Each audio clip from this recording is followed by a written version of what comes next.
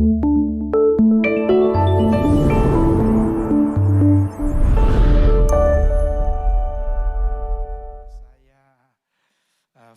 karena beberapa hari ini batuk tidak hilang-hilang. Tapi saya harap saudara tidak terganggu dengan suara saya. Haleluya saudara. Puji Tuhan. Saya sangat senang saudara begitu semangat di dalam memuji, memuliakan nama Tuhan. Tema khotbah hari ini yaitu menjadi perabot rumah Allah. Menjadi perabot rumah Allah. Kita akan lihat ayatnya, satu ayat yang tentu kita pernah baca ayat ini, yaitu di dalam Keluaran pasal 25. Keluaran pasal 25 ayat yang ke-23. Begini bunyi firman Tuhan. Lagi haruslah engkau membuat meja dari kayu penaga, 2 hasta panjangnya, sehasta lebarnya, dan 1,5 hasta tingginya. Puji Tuhan. Sebetulnya ayat-ayat ini cukup panjang saudaraku. Tetapi saya yakin dan percaya saudara sudah mengerti atau tahu dengan hal ini. Yaitu ketika Musa sebagai hamba Tuhan dipilih Allah untuk membawa orang Israel keluar dari Mesir menuju ke tanah Kanaan. Dan suatu saat mereka tiba di tanah Horeb. Dan ketika mereka tiba di tanah Horeb, Musa dipanggil oleh Allah untuk pergi ke Gunung Sinai. Di mana di sana Tuhan akan memberikan 10 perintah Allah dan perintah membuat kemah suci. Jadi ketika di tanah Horeb Tuhan memanggil Musa, Musa naik ke gunung. Ada 2 perintah yang Tuhan berikan kepada Musa. Yang pertama yaitu Tuhan berikan 10 perintah Allah. Dan yang kedua perintah membuat kemah suci. Dan salah satu perlengkapan di dalam kemah suci yaitu meja roti sajian. Kalau kita pernah belajar tabernakel saudara. Jadi ini kalau boleh sedikit saya gambarkan dari sini. Salah satu dari perabot rumah Allah itu yaitu di sini. Membuat meja roti sajian yang hari ini saya akan coba sampaikan. Jadi Tuhan menyuruh Musa untuk membuat perabot rumah Allah dan salah satunya yaitu meja roti sajian. Yang nantinya akan diletakkan di ruang suci. Kita tahu di sini ada halaman, di sini ruang suci dan di sini ruang maha suci. Jadi meja roti sajian itu ditaruh di ruang suci. Nah, dalam membuat meja roti saudaraku atau meja roti sajian, Allah memberikan petunjuk-petunjuk secara rinci. Bagaimana bahan-bahannya apa yang harus diperlukan. Ukuran-ukuran pun juga Tuhan sudah kasih saudaraku. Dan ayat yang sudah kita baca tadi, di sana Tuhan bilang membuat, kita akan kembali ke ayat tadi, haruslah engkau membuat meja dari kayu penaga. Kita tahu saudaraku, kayu penaga itu bukan kayu yang baik untuk perabotan.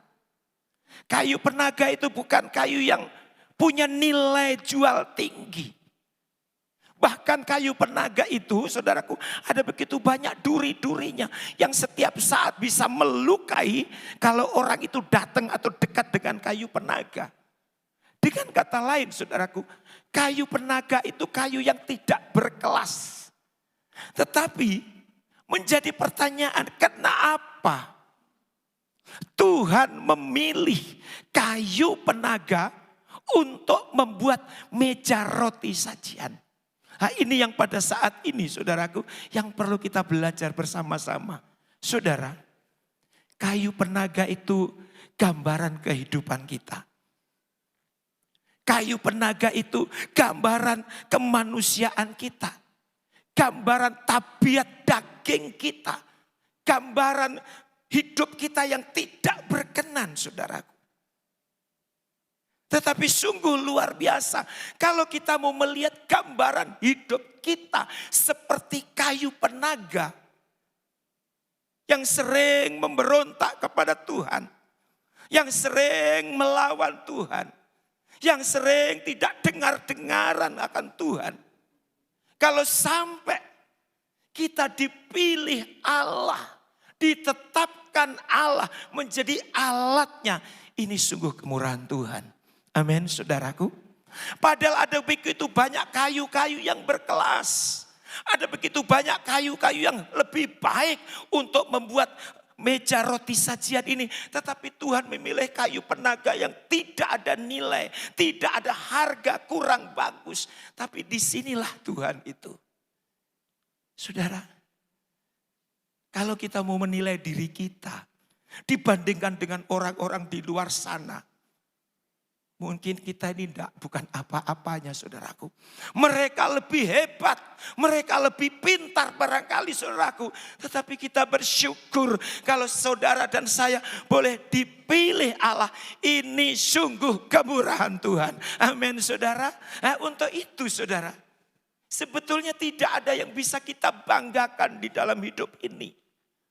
Dengan segala keterbatasan kita, dengan segala kekurangan kita, dengan segala kelemahan kita, tetapi Tuhan pilih kita. Sungguh luar biasa. Saya tidak menyangka juga, saudara, kalau saya ditetapkan Tuhan menjadi seorang hamba Tuhan, di mana latar belakang saya yang tidak percaya Yesus, akhirnya Tuhan tangkap saya. Saudara, pilih saya. Dan bukan hanya sekedar menjadi anak Tuhan, tetapi dipercayakan satu pelayanan. Saya katakan, saudara, saya sering katakan saya tidak layak sebetulnya. Saya sebetulnya tidak pantas, tetapi sekali lagi hanya karena anugerah Tuhanlah yang telah menetapkan saya dan juga memilih saudara menjadi alat Tuhan dalam perabot rumah Tuhan. Amin, saudara. Jadi tidak ada yang kita banggakan, saudaraku. Kita tidak boleh bermegah dengan keadaan kita. Dan itulah yang pernah dikatakan Rasul Paulus, saudara. Di dalam Roma pasal 3 ayat 27. Jika demikian, apakah dasarnya untuk bermegah? Tidak ada. Jadi tidak ada dasar bagi kita sebetulnya untuk bermegah, saudaraku. Ya, untuk itu, saudara, kita patut bersyukur ya. Kita patut bersyukur. Kita yang dulunya bukan siapa-siapa. Apa yang kita buat, apa yang kita lakukan, apa yang kita kerjakan justru menyakitkan hati Tuhan. Tetapi bersyukur oleh anugerahnya, oleh kemurahannya, saudara dipilih seperti kayu penaga yang tidak ada nilai, dipilih menjadi perabot rumah Allah. Ini sungguh kemurahan Tuhan. Amin, saudara. Nah, ini. Itu sebabnya sekali lagi kita patut bersyukur, saudaraku. Kita patut bersyukur dengan kebaikan Tuhan. Jadi tidak ada alasan bagi saudara untuk kita bermegah. Nah, tapi saudaraku, sebelum kayu penaga ini menjadi alat atau menjadi perabot dalam rumah Allah untuk menjadi meja roti sajian, ada proses yang harus dilewati. Jadi pohon kayu penaga itu untuk menjadi ditaruh di dalam ruang suci, saudaraku, menjadi tempat atau perabot dalam rumah Allah, ada proses-proses yang harus dilalui. Proses yang pertama yaitu pohon kayu penaga harus rela ditebang. Pohon kayu penaga harus rela ditebang, harus rela dimatikan. Ini proses yang pertama. Dengan kata lain, saudara, tabiat kita sebagai manusia, sifat manusia yang terus cenderung melakukan satu dosa, Tabiat kita yang terus cenderung melukai hati Tuhan itu perlu dipotong. Itu perlu dimatikan, saudaraku. Tanpa dimatikan tabiat-tabiat jelek di dalam kehidupan kita.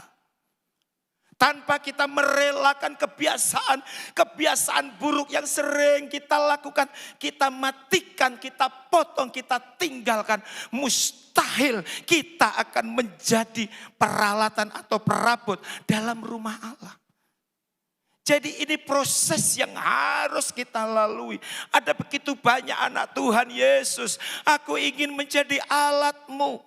Agus. Aku ingin melayani engkau. Bagus. Pakailah aku seturut dengan kehendakmu. Hebat.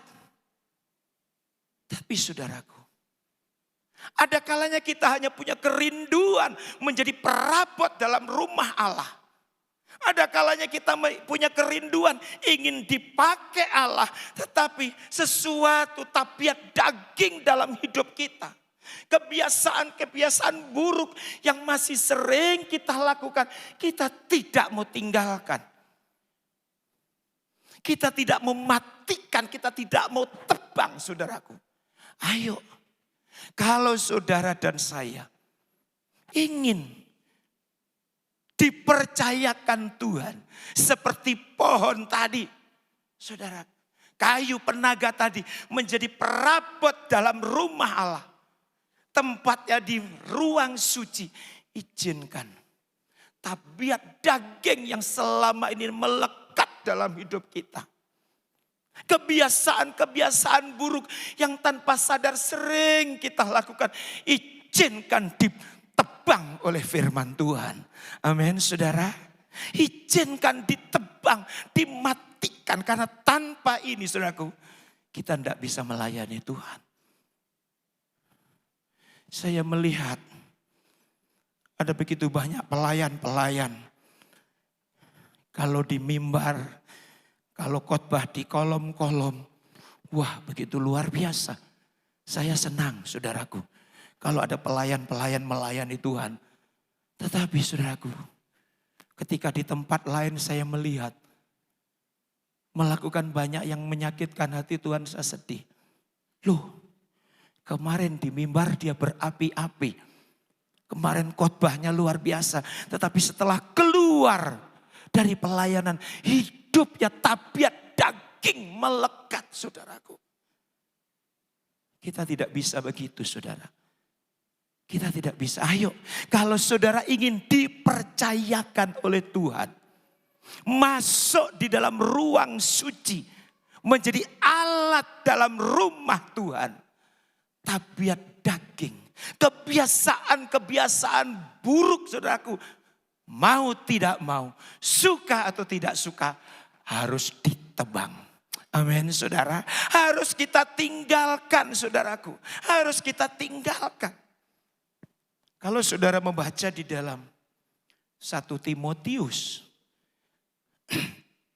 Dalam 1 Timotius pasal 3 kita lihat, saudara.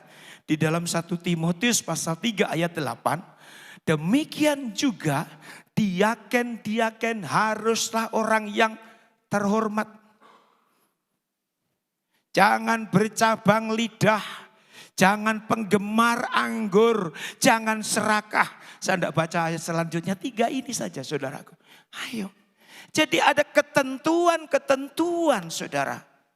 Yang harus kita lakukan untuk menjadi perabot dalam rumah Allah. Untuk dipakai oleh Tuhan. Ada ketentuan-ketentuan. Dan yang pertama tadi dengan jelas. Pohon kayu penaga harus rela ditebang. Harus rela tebang. Kebiasaan buruk yang tanpa sadari kita sering lakukan, saudaraku, harus rela dimatikan, harus rela ditinggalkan. Barulah Tuhan akan percayakan kita menjadi perabotnya dalam rumah Allah. Itu yang pertama, saudara. Yang kedua, proses yang kedua yang harus dilakukan, yaitu setelah ditebang, kayu itu harus rela dipotong-potong. Ayat pokok tadi, potongannya pun ikut ukurannya Tuhan. Tidak sembarang dipotong, ikut aturannya Tuhan, saudara. Coba, kalau seandainya kayu penaga itu bisa ngomong, sakit Tuhan. Jangan terlalu kecil-kecil Tuhan potongannya. Mungkin bisa protes, tapi itulah saudaraku. Dipotong sesuai dengan ukurannya Tuhan. Demikian juga dengan hidup kita.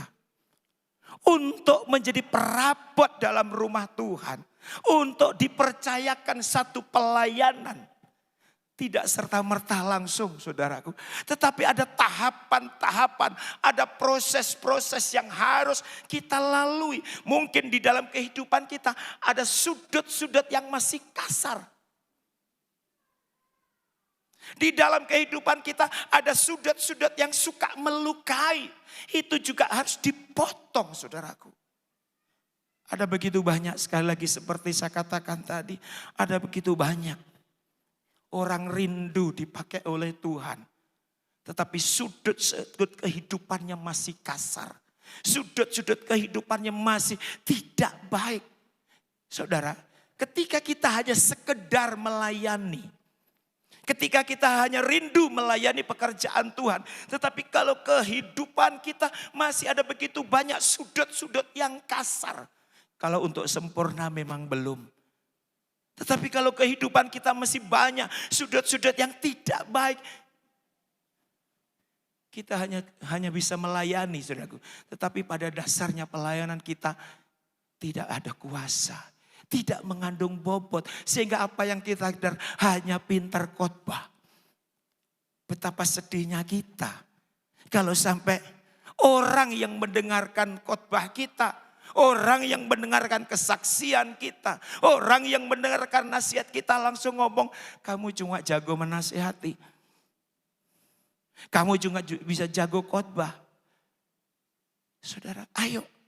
Untuk menjadi perabot dalam rumah Tuhan. Izinkan hal-hal yang masih tidak baik dalam kehidupan kita. Izinkan dipotong. Ikut aturannya Tuhan. Ikut prosesnya Tuhan. Amin saudara. Walaupun itu rasanya tidak enak saudara. Walaupun itu rasanya tidak enak. Ikut aturannya Tuhan. Buatlah panjangnya sekian. Buat lebarnya sekian. Tingginya sekian. Ikut aturannya Tuhan. Ikut ukurannya Tuhan. Dan tentu ukurannya Tuhan adalah firman Tuhan. Ayo. Coba periksa. Sebelum kita dijadikan alat atau perabot dalam rumah Allah. Sudahkah hidupku ini seirama dengan firman Tuhan atau belum? Sudahkah hidupku ini sudah sesuai ukurannya Tuhan atau belum? Standarnya Tuhan atau belum? Jangan sampai kesaksian kita, pelayanan kita dicemooh oleh orang lain. Karena apa saudaraku? Apa yang kita sampaikan tidak sesuai dengan kehidupan kita. Jadi proses yang pertama, pohon kayu penaga harus rela ditebang. Harus rela dibunuh. Tabiat-tabiat daging yang tidak menjadi berkat harus dibunuh, harus ditinggalkan. Dan yang kedua, izinkan dipotong sesuai ukurannya Tuhan. Kehidupan kita seirama, searus, sealiran, semaunya Tuhan. Maka itu kita akan dipercayakan menjadi perabotnya Tuhan. Amin saudara. Tentu kita sakit dan percaya kita semua pasti suka makan ikan. Pasti suka makan ikan. Saudara lihat, itu prosesnya ikan yang sampai kita nikmati. Prosesnya cukup panjang. Tidak serta-merta setelah nelayan tangkap langsung kita makan, tidak. Ada proses-proses juga yang harus dilalui setelah ditangkap. Apa itu? Sisiknya itu harus dibersihkan. Saudara, sisiknya harus dibersihkan.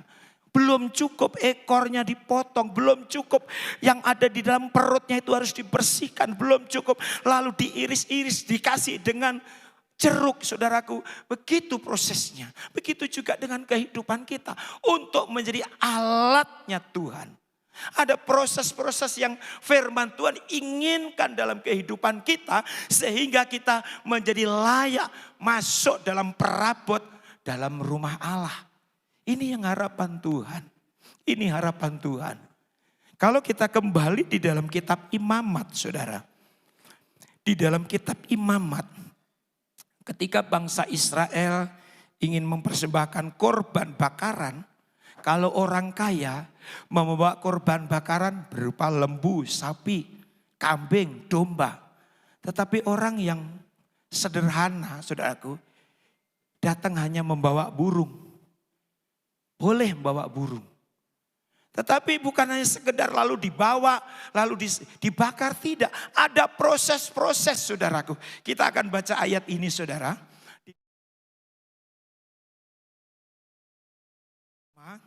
Di dalam Imamat pasal yang pertama, ayat 15.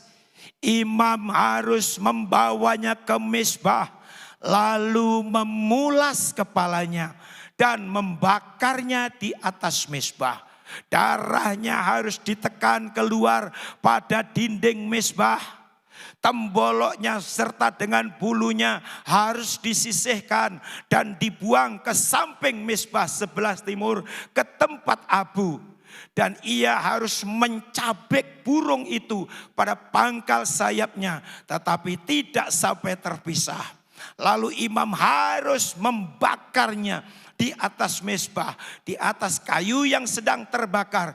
Itulah korban bakaran, suatu korban api-apian yang baunya menyenangkan hati Tuhan. Saudara, ada proses. Orang Israel memberikan persembahan, korban bakaran berupa burung, tidak langsung dibakar, saudaraku. Ada beberapa proses yang bisa kita lihat tadi. Yang pertama, kepala burung itu harus diputar. Saudara bisa bayangkan, saudaraku. Bisa bayangkan kalau seandainya burung itu bisa ngomong, dia akan berkata sakit. Ini proses pertama, saudaraku. Untuk menjadi korban bakaran yang baunya menyenangkan hati Tuhan. Proses pertama yang harus dilalui agar burung ini menjadi korban bakaran yang baunya menyenangkan hati Tuhan. Kepalanya harus diputar. Apakah cukup? Belum, saudaraku. Darahnya harus ditekan keluar. Wow. Saya tidak bisa bayangkan, saudaraku. Sudah kepala diputar, darahnya ditekan, saudaraku. Lalu ayat tadi mengatakan temboloknya serta bulunya harus dibuang. Dan yang terakhir dibakar. Wow. Ada proses yang harus dilalui. Kalau orang Israel melakukan proses-proses ini, ayat ini mengatakan itulah suatu korban api-apian yang baunya menyenangkan hati Tuhan. Sebaliknya,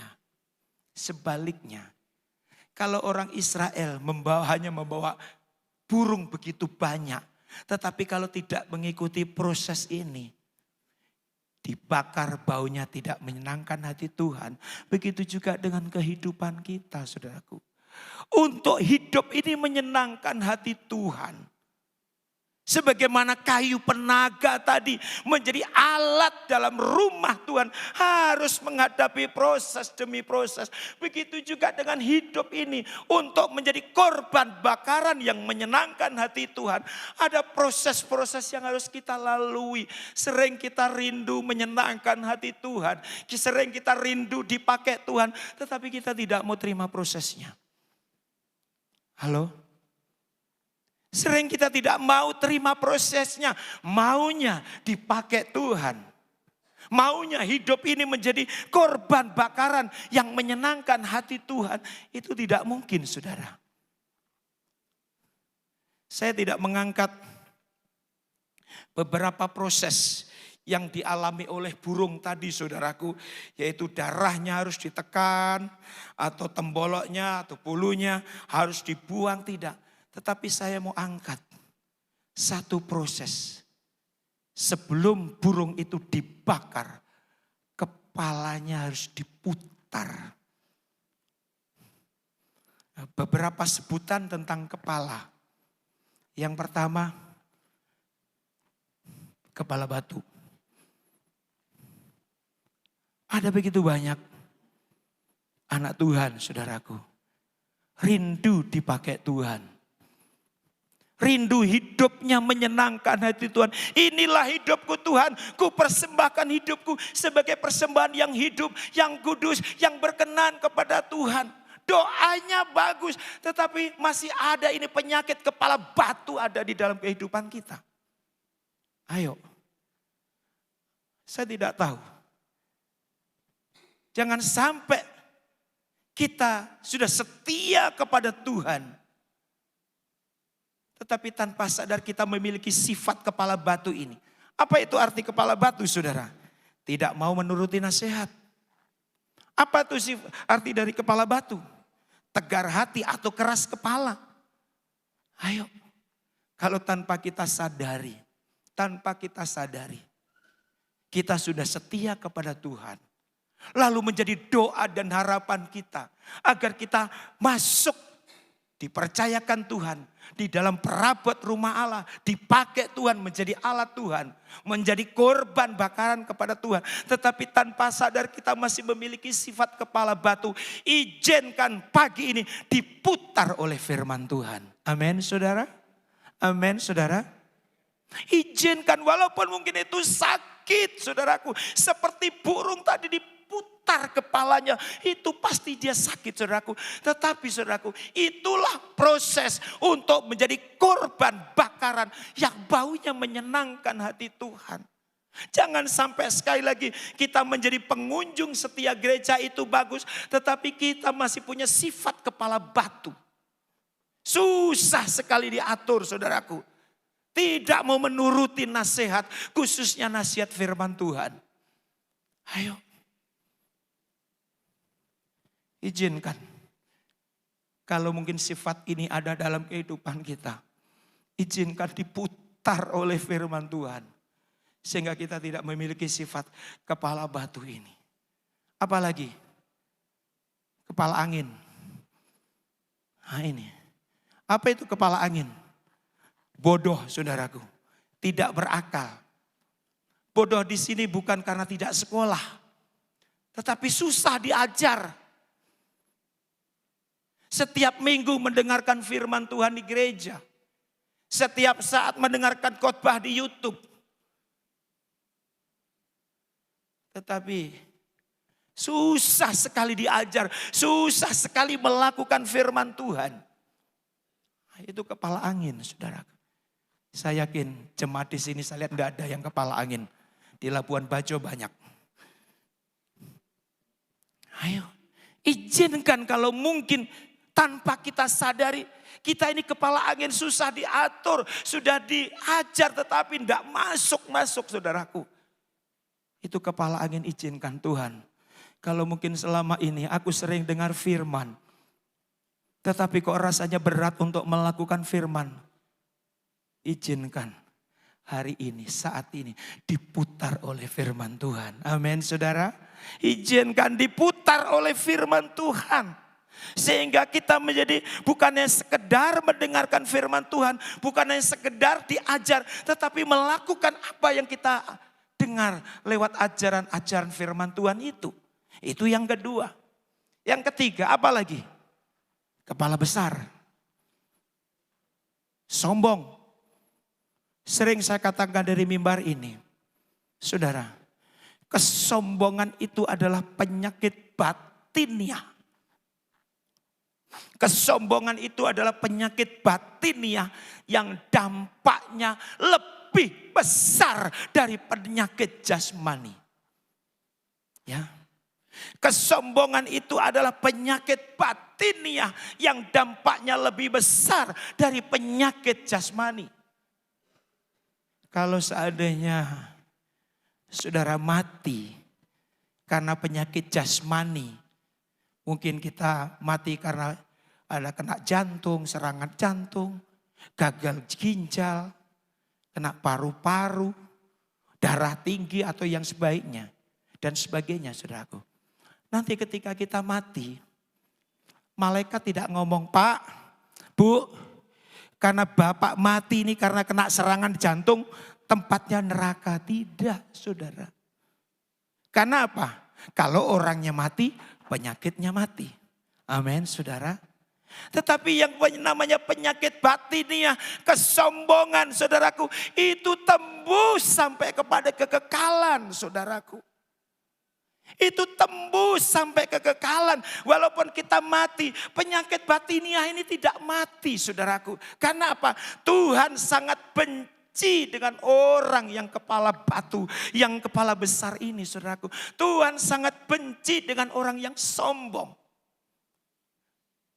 Harus kita pertanggungjawabkan, saudaraku, sampai kepada kekekalan. Ayo, kalau mungkin tanpa kita sadari, kita menjadi anak-anak Tuhan, rupanya masih kita ini berkepala besar, saudaraku, atau sombong. Izinkan pagi ini diputar oleh firman, sehingga kita menjadi pribadi-pribadi yang rendah hati. Amin, saudara.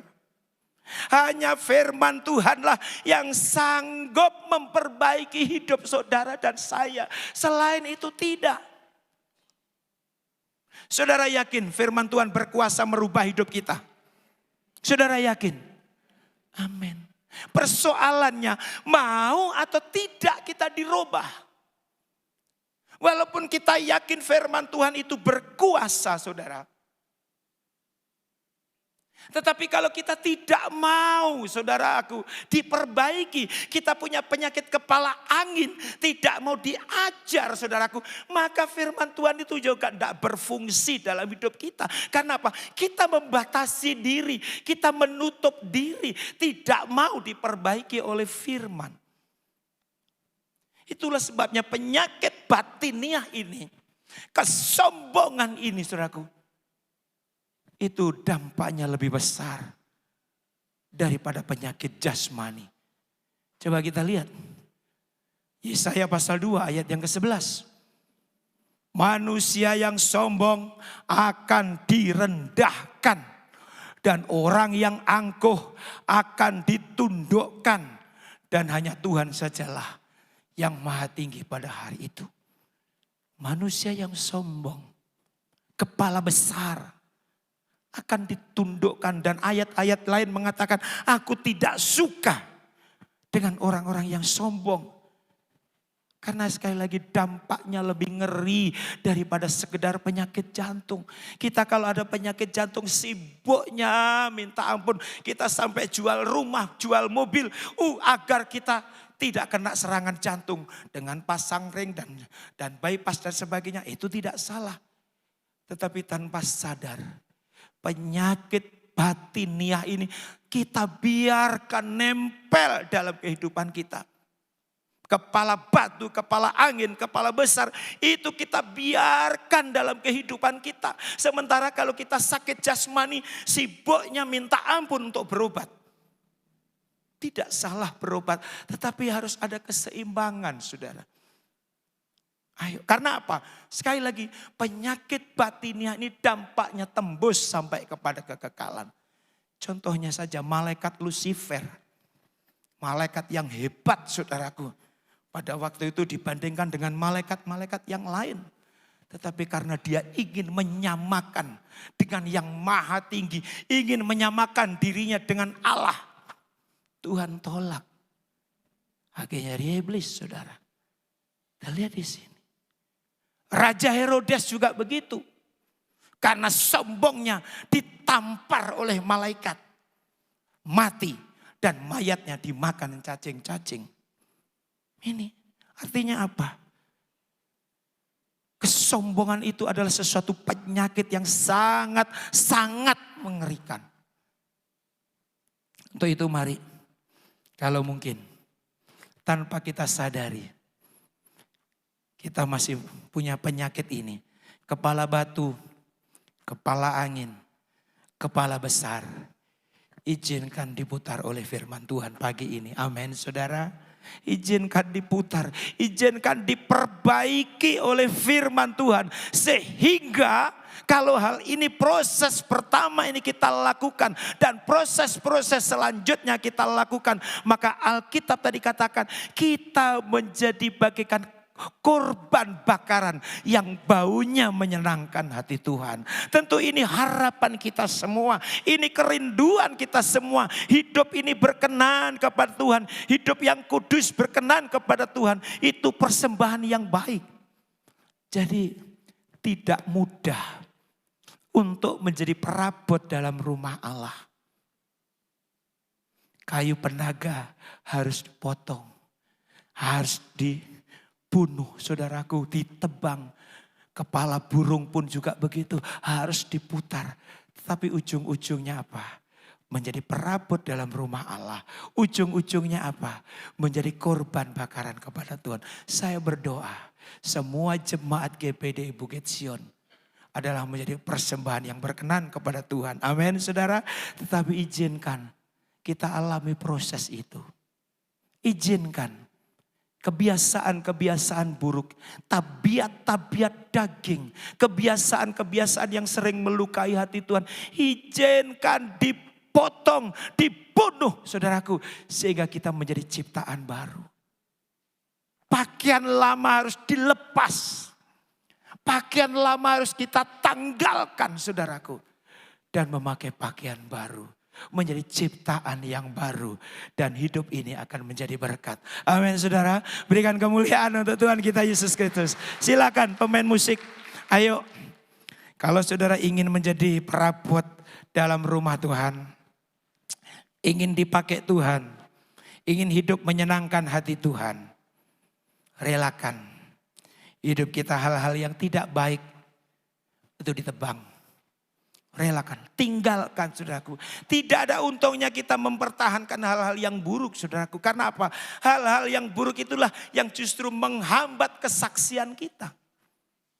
Sekali lagi, hal-hal yang buruk itulah yang menghambat kesaksian kita. Tadi malam saya khotbah di RRI saudara. Saya sekarang punya jadwal setiap Sabtu malam Minggu jam 8:30. Saya ada pelayanan di RRI. Saya sampaikan, Tuhan sudah bosan dengan teori kasih. Tuhan sudah bosan saudaraku. Tuhan ingin bukti, ayo. Untuk kita menjadi pelaku-pelaku kasih. Ada proses-proses yang harus kita lalui. Ada proses-proses yang harus kita jalani. Walaupun proses itu sepertinya sakit saudaraku. Walaupun proses itu sepertinya bagi daging kita rasanya berat. Tapi tujuannya apa? Agar kita dipercayakan masuk dalam perabot dalam rumah Allah. Dan menjadi korban bakaran yang baunya menyenangkan hati Tuhan. Betapa hatiku Tuhan berterima kasih. Kita nyanyikan pujian ini. Haleluya.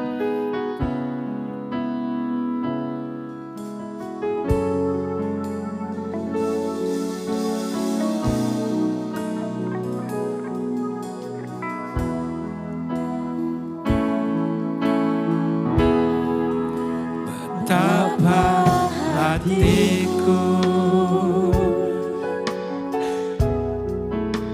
berterima kasih Yesus, Kau mengasihiku, Kau memilikiku. Betapa hatiku, betapa amen, amen. Berterima kasih Yesus, Kau mengasihiku,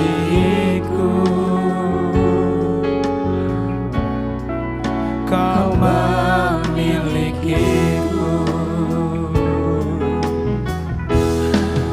Hanya ini Tuhan persembahan jiwa dan ragaku, sebab aku miliki harta kekayaan yang cukup berarti untuk ku persembahkan. Hanya ini Tuhan permohonanku, terimalah Tuhan persembahanku. Pakailah hidupku sebagai alatmu seumur hidupku. Hanya ini Tuhan, haleluya. Hanya, mari saudara, seceput kita semua bangkit berdiri. Segenap hidupku, jiwa dan ragaku, sebab aku miliki harta kekayaan yang cukup berarti untuk ku persembahkan. Hanya ini Tuhan permohonanku, terimalah Tuhan persembahanku. Pakailah hidupku sebagai alatmu. Sekali lagi saudaraku, hanya ini Tuhan, hanya ini Tuhan, haleluya. Oh, inilah hidup kami Tuhan, inilah hidup kami. Kami rela Tuhan, kehidupan kami yang tidak berkenan kepadamu Engkau potong Tuhan. Kami rindu menjadi korban bakaran yang menyenangkan hatimu. Kami rindu ya Tuhan menjadi tempat bermu yang suci Tuhan. Dalam nama Yesus, inilah hidup kami Tuhan. Terimalah Tuhan terimalah persembahan kami. Pakailah kami Tuhan, pakailah kami sebagai alat-Mu. Sekali lagi katakan, hanya ini Tuhan, hanya ini Tuhan. Dengan kasih Bapak Yusuf Aritona maju ke depan berdoa untuk firman Tuhan. Jiwa dan ragaku, sebab aku miliki harta kekayaan yang cukup berarti untuk ku persembahkan. Hanya ini Tuhan permohonanku, terimalah Tuhan persembahanku. Pakailah hidupku